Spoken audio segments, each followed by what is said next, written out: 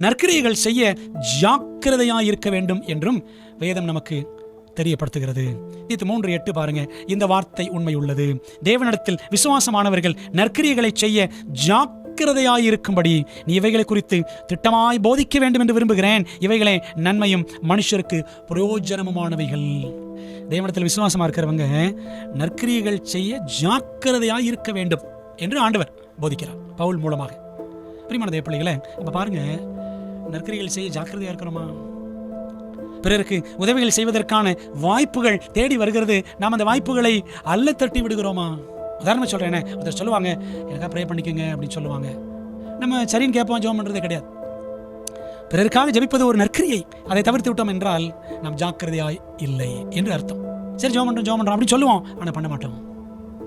நற்கிரியைகள் செய்ய ஜாக்கிரதையாய் இருக்க வேண்டும் என்பது எத்தனை அருமையான ஆலோசனை.